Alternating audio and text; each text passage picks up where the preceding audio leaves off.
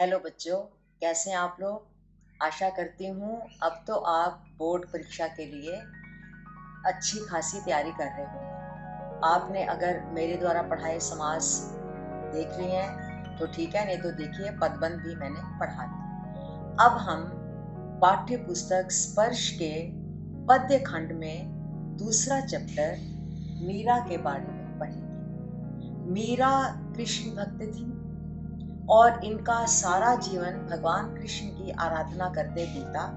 जो इन्होंने मधुर पदों की रचना की, उनको पढ़ के मन बहुत ही आनंदित होता है और भगवान श्री कृष्ण के प्रति भक्ति भावना से भर जाता है। उनका पहला पद है, हरे आप हरो जन री भीर। भीर शब्द का अर्थ होता है दुख और संकट। मीरा जी कहते हैं, हरि का मतलब है भगवान कृष्ण।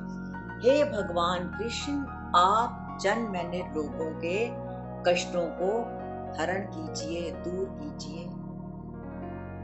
द्रौपदी लाज राखी आप बढ़ायो चीर। जब कौरवों ने सभा में द्रौपदी की लाज नहीं रखी तो उसने करुण स्वर में भगवान श्री कृष्ण को पुकारा कि हे कृष्ण, मेरी लाज रखो।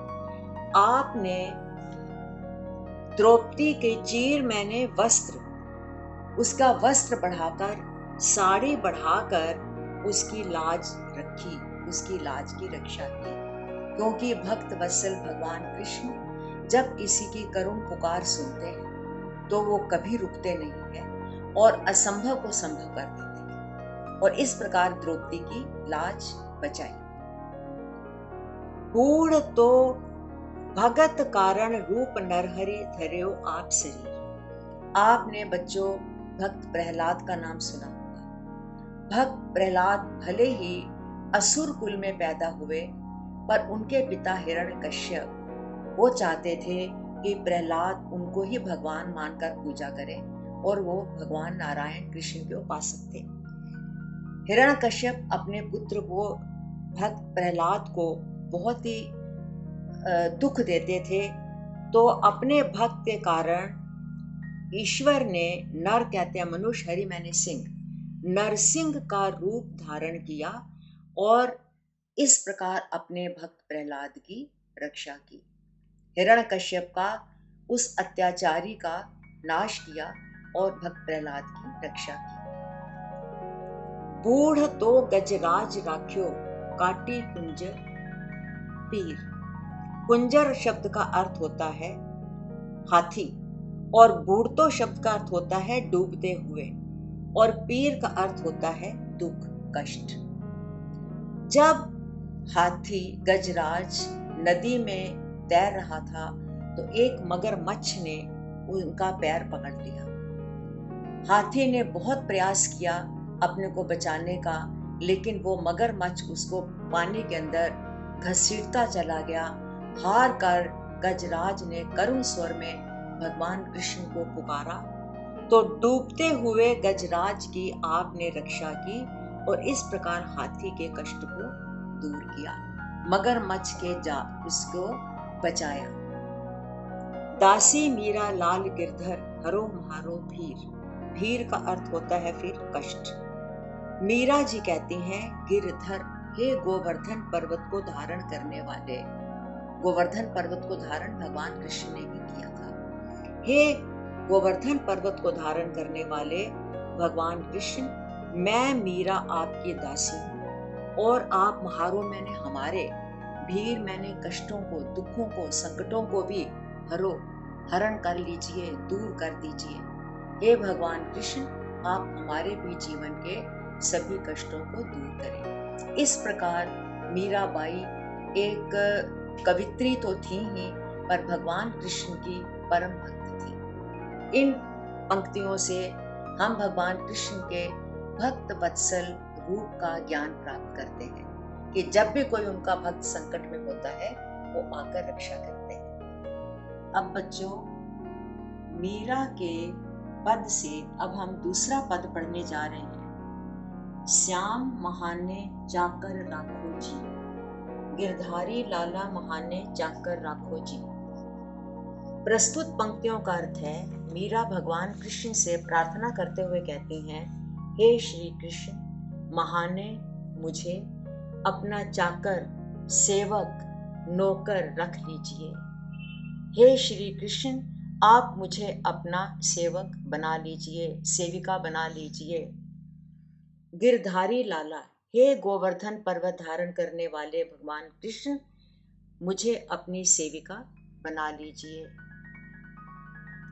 चाकर रहस्यों बाग लगास्यों, नित उठ दर्शन पास्यों। जैसे नौकर सेवक घर में रहता है और सब काम करता है तो अपने मालिक को रोज देखता है, उसी प्रकार मीरा जी कहती हैं, चाकर रहकर, सेवक बनकर, नौकर बनकर मैं आप पे घर बाग बगीचे लगाऊंगी।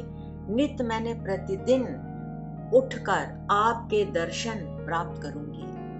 आप पे घर में बाग बगीचे लगाऊंगी और प्रतिदिन आपका दर्शन प्राप्त करूंगी। बिंद्रावन की कुंज गली में गोविंद लीला गास्यूं। बिंद्रावन वृंदावन, और वृंदावन के कुंजों में, कुंज कहते हैं जहाँ पर पेड़ पौधों के कुंज बने होते हैं, हरियाली होती है, और गलियों में गोविंद भगवान कृष्ण की लीला के गीत गाऊंगी। मैं वृंदावन की कुंजों और गलियों में भगवान कृष्ण की लीलाओं के, जो उन्होंने अपने भक्तों के प्रति लीला की है, मैं वो गीत गाऊंगी। चाकरी में दर्शन पास्यूं, सुमरन पास्यूं खर्ची।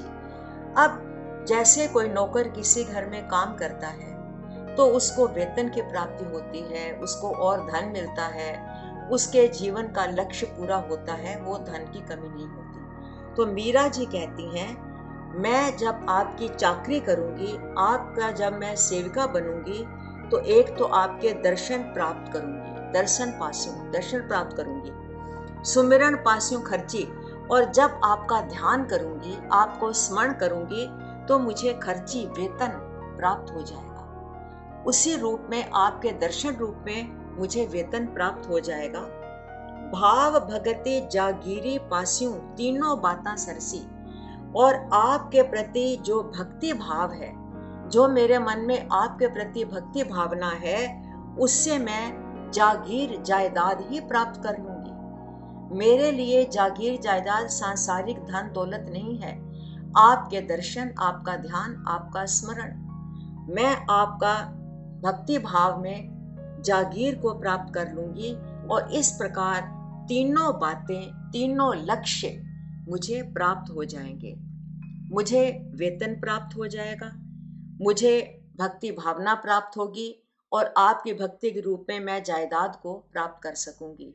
तो हे भगवान कृष्ण, मेरी आप ये प्रार्थना, ये विनती स्वीकार करें और मुझे अपना नौकर बना ले, सेविका बना लीजिए।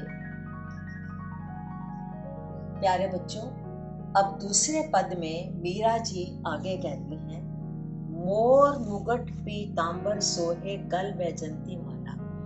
अपने आराध्य भगवान कृष्ण के रूप सौंदर्य का, उनके पहनावे का वर्णन करते हुए कहती हैं कि श्री कृष्ण के सिर पर मुकुट के रूप में मोर का पंख सुशोभित हो रहा है। मुकुट मैंने जो सिर पे धारण करते हैं, मोर का पंख सुशोभित हो रहा है। उनके शरीर पर पीतांबर, पीला वस्त्र सोहे, सुशोभित हो रहा है। गल वैजंती माला, और उन्होंने, वैजंती एक फूल का नाम है, वैजंती के फूलों की माला को धारण किया हुआ है। बिंद्रावन में धेनु चरावे मोहन मुरली वाला। धेनु शब्द का अर्थ होता है गाय। वृंदावन में भगवान कृष्ण गाय चराते हैं और जो मुरली बजाते हैं, मधुर मुरली भी बजाते हैं। मधुर मुरली बजाने वाला मोहन श्री कृष्ण वृंदावन में गाय चराते हैं। ऊंचा ऊंचा महल बनाव, विच विच राखूं बारी। बारी शब्द का अर्थ होता है झरोखा। बेटा, पहले समय के जो भवन निर्माण होते थे, उसमें रोशनी आने के लिए, हवा आने के लिए रोशनदान होते थे, जिनको झरोखा कहा जाता था। तो मीरा जी कहती हैं, मैं अपने भगवान कृष्ण के लिए बहुत ही ऊंचा महल बनवाऊंगी और उसके बीच में झरोखे होंगे ताकि प्रकाश और हवा आ सके। सांवरियारा दर्शन पासू पहर कुसुम्बी साड़ी। अब अंतिम इससे अर्थ आरंभ करते हैं।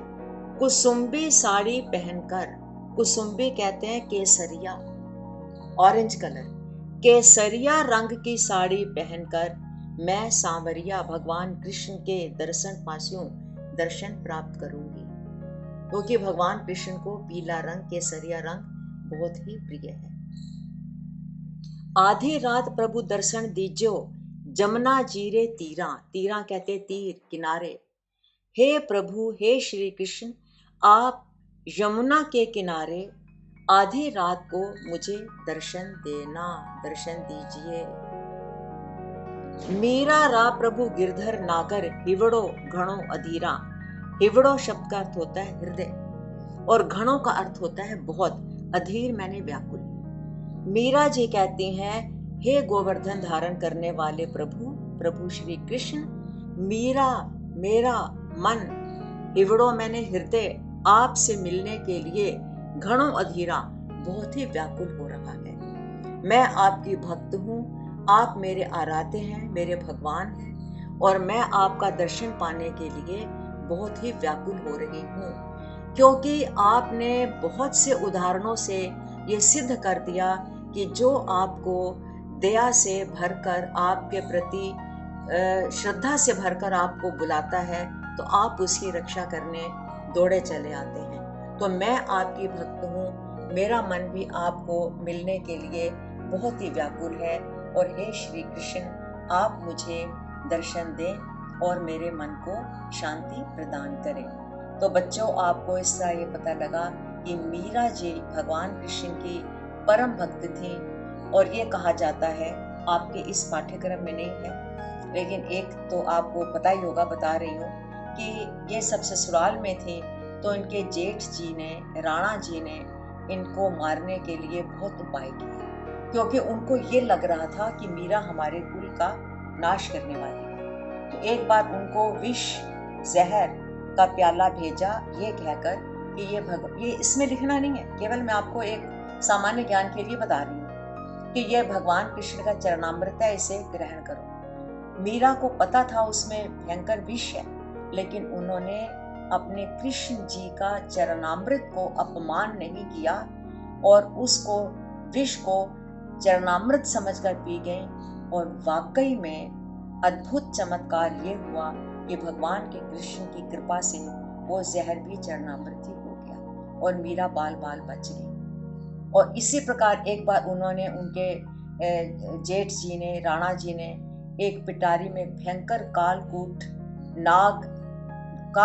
विष धारण करने वाले नाग को, सांप को उसमें भरकर भेजा कि ये इसमें भगवान कृष्ण की प्रतिमा है। और मीरा जी जानती थी कि इसमें सर्प है, लेकिन उन्होंने खोला और वाकई वहाँ भगवान कृष्ण की मूर्ति ही थी। तो इस तरह भगवान कृष्ण जो है भक्त वत्सल है, भक्तों की करुण पुकार सुनते हैं और उनकी रक्षा करते हैं। और इस तरह आपका मीरा के पद है और आप बच्चों इसको ध्यान। अच्छा हाँ, एक बात मैं आपको बताना चाहती हूँ कि नए पाठ्यक्रम के अनुसार आपका बोर्ड परीक्षा में जैसे ये पद हैं या और भी आप आगे कविताएं पढ़ेंगे, किसी की प्रसंग सहित व्याख्या नहीं आएगी। ये पहले आता था कि प्रसंग लिखो, व्याख्या लिखो, उसकी विशेषताएं लिखो, अब ये सब हट गया है। पठित पद्यांश के आधार पर आपसे 4 प्रश्न पूछे जाएंगे जिसका उत्तर आपको एक एक पंक्ति में देना होगा और उन 4 उत्तरों, इसके 4 नंबर हैं, 4 अंक हैं। तो आपको ये व्याख्या बिल्कुल तैयार नहीं करनी है, केवल प्रश्नों के उत्तर आएंगे और प्रश्नों के उत्तर भी छात्र तभी लिख सकेंगे जब उनको इसका अर्थ पता हो। और इस पर आधारित प्रश्न जो आपके पाठ्य पुस्तक के पीछे दिए गए हैं, मैं उनको भी डिस्कस कर रही हूँ, आप देख लीजिए उसमें भी क्या क्या है। बाकी आपको जो है इसमें ज़्यादा व्याख्या के लिए परेशान नहीं होना है, केवल प्रश्नों के उत्तर आएंगे पठित पद्यांश के आधार पर। हाँ छात्रों, अभी आपने स्पर्श के पद्य खंड से काव्य पक्ष में से दूसरा चैप्टर मीरा पढ़ा। अब उसके जो प्रश्न अभ्यास पीछे प्रश्न दिए हुए हैं, मैं आपको वो सिर्फ डिस्कस कर रही हूँ। पहला प्रश्न है, निम्नलिखित प्रश्नों को उत्तर दीजिए। पहला प्रश्न है, पहले पद में मीरा ने हरि को अपनी पीड़ा हरने की विनती किस प्रकार की है? पहले पद में मीरा ने श्री कृष्ण को अपनी पीड़ा हरने की विनती इस प्रकार की है कि आपने द्रौपदी, हाथी, प्रहलाद सबके जब कष्टों को दूर किया तो आप मेरी भी पीड़ा, मेरे भी संकट दूर करें। इसके केवल आपको 2 नंबर के अगर क्वेश्चन आएगा तो ज्यादा विस्तार से नहीं लिखना, क्योंकि एक बात मैं आपको बच्चों और बताना चाहती हूँ, कुछ बच्चे समझते हैं अगर उसका वेटेज 2 नंबर का है तो वो आधा पेज लिखेंगे और बाहर आकर बोलेंगे मैं तो बहुत अच्छा लिख कर आया हूँ, मुझे तो 100% नंबर मिलेंगे। लेकिन उसको ये नहीं पता कि उसने शब्द सीमा का उल्लंघन किया है। वर्ड लिमिट, पहले ध्यान से प्रश्न को आप पढ़ेंगे कि इन प्रश्नों के उत्तर 25 से 30 शब्दों में दीजिए या 15 से 20 शब्दों में दीजिए, तो आपको इन शब्द सीमा का पालन बड़ी ही कठोरता से करना होगा। अगर आप इसको नहीं करेंगे तो एग्जामिनर जो है, परीक्षक जो है, वो 0 नंबर दे देता है। तो आपको शब्द सीमा में लिखना है। अब दूसरा प्रश्न है, दूसरे पद में मीराबाई श्याम की चाकरी क्यों करना चाहती है? चाकरी मैंने उनकी सेवा, उनकी नौकरी, क्योंकि मीरा जी भगवान कृष्ण की परम भक्त हैं और वह सोचती हैं कि अगर उनके घर में वो चाकर बनकर रहेंगी तो भगवान कृष्ण के समीप रहेंगी, उनके पास रहेंगी, उनका दर्शन प्राप्त करेंगी। इससे अधिक भक्त को और कुछ नहीं चाहिए। तीसरा प्रश्न है, मीराबाई ने श्री कृष्ण के रूप सौंदर्य का वर्णन कैसे किया है? मीराबाई ने श्री कृष्ण के रूप सौंदर्य का बहुत ही सजीव, बहुत ही सुंदर वर्णन किया है। उन्होंने कहा है उनके माथे पर मोर का पंख मुकुट के रूप में है, गले में वैजंती माला है, उन्होंने पीतांबर पीला वस्त्र धारण किया हुआ है और वो मधुर उंगली बजाते हैं। सिर्फ टू द पॉइंट लिखना है और कुछ नहीं आपको लिखना। अंतिम क्वेश्चन है, मीराबाई श्री कृष्ण को पाने के लिए क्या क्या कार्य करने को तैयार? मीराबाई श्री कृष्ण को पाने के लिए उनके घर में रहकर बाग लगाएंगी, ऊंचे ऊंचे महल बनवाएंगी जिसमें झरोखे होंगे, श्री कृष्ण का स्मरण करेंगी, उनको याद करेंगी, उनका दर्शन पाएंगी और अपने जीवन को धन्य करेंगी। इस प्रकार मैं आपको फिर छात्रों बच्चों बताना चाहती हूँ कि प्रश्न पत्र, क्वेश्चन पेपर को सिर्फ ये था कि मेरा पढ़ा आ गया और बिना उसके निर्देशों का पालन करते हुए जो बच्चे उसका उत्तर लिखने में शीघ्रता करते हैं, परिणाम ये होता है कि उनके अंतिम के कुछ प्रश्न, महत्वपूर्ण प्रश्न छूट जाते हैं। आप ध्यान से पढ़िए, क्या पूछा गया है, क्या हमें लिखना है। ये 2 मिनट खर्च करना आपके लिए लाभदायक है। जल्दी में आप अपने प्रश्न पत्र को अधूरा मत छोड़कर आ पाइए। इस तरह आप प्रश्नों को तैयार करेंगे। व्याख्या मैंने आपको बता दिया, नहीं आती है, केवल पठित पद्यांश के उत्तर ही आपको लिखने होंगे जो आपने पढ़े। तो आप ध्यान से पढ़िएगा, ये बहुत महत्वपूर्ण पॉइंट है, ध्यान है, जिस पर ध्यान